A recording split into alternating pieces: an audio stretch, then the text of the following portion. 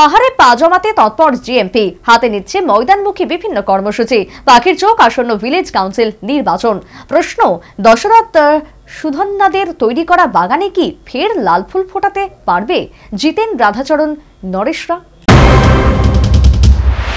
ত্রিপুরা রাজন্য আমলে শোষিত, বঞ্চিত, নির্যাতিত মানুষের রক্ষায় সে সময় দশরথ সুধন্যা সহ একদল দামাল ছেলে ময়দানমুখী হয়েছিল।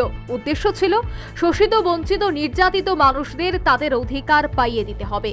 আর সেই অধিকার আদায়ের লড়াইয়ে গড়ে উঠেছিল জনশিক্ষা আন্দোলন এবং একটা সময় রাজতন্ত্রের অবসান ঘটে। এই দাবি রাজ্যের বামপন্থীদের। রাজ্য যখন রাজতন্ত্র থেকে গণতন্ত্রের উদাহরণ ঘটে, সে সময়ে জিএমপি বা গণমুক্তি পরিষদ বাম আন্দোলনের সাথে মিলেমিশে একাকার হয়ে যায়। আর তাতে পাহাড়ে বামেদের শক্তপোক্ত সংগঠন গড়ে ওঠে।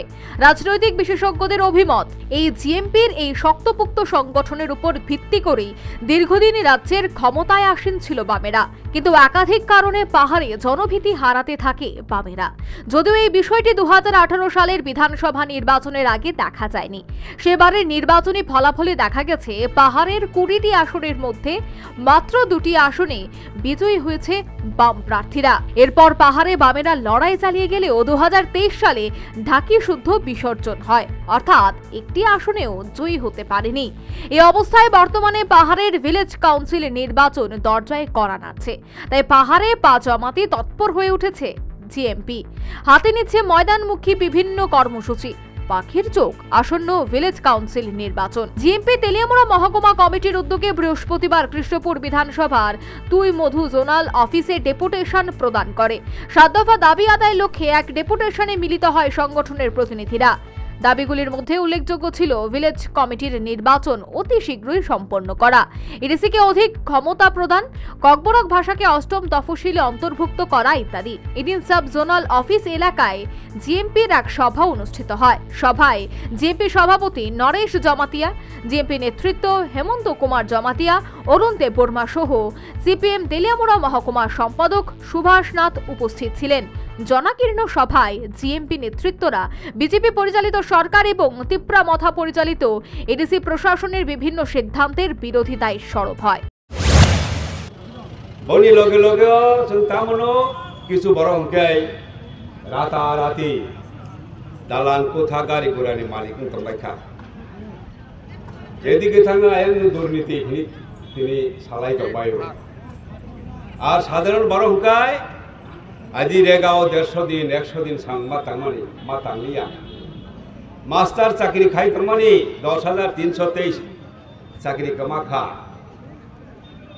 তিনি বেকার যুবক যুবতীর আগে যেভাবে চাকরি মানি আমার হাতে তাবক চাকরি মানিয়া ডাক্তার পাস খাইয়ে, ইঞ্জিনিয়ার পাস খাইয়ে হাজার হাজার চিনি বড় লোক জানো তাবক বেকার কারণে ভবিষ্যৎ অন্ধকার, চাকরি বাকরি কোনো লামা করে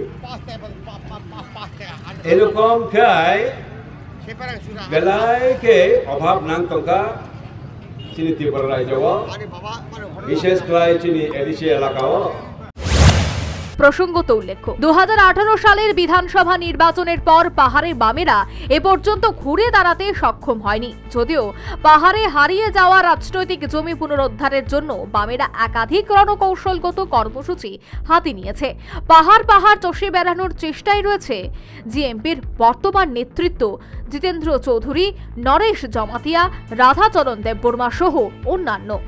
কিন্তু পাহাড়ে আজও বামেদের বসন্ত সুদূর পড়া হতো। এককালে পাহাড়ে বা মেরা ছিল দুদণ্ড প্রতাপশালী। আজ সেখানে রাজনৈতিক সাংগঠনিক শক্তির বিচারে বামেরা তৃতীয় শক্তিতে পরিণত হয়েছে। আর এর মূল কারণ গণমুক্তি পরিষদ বা জিএমপি পূর্বের সাংগঠনিক মহিমা নেই।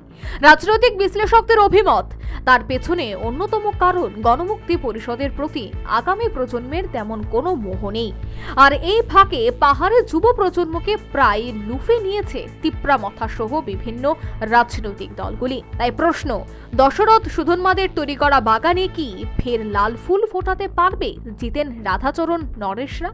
তবে এটা ঠিক, বামেরা তাদের রণকৌশলগত কর্মসূচি অব্যাহত রেখেছে। আর তাতে কতখানি কি হয় তা অবশ্য সময় বলবে। Bureau report, news vanguard.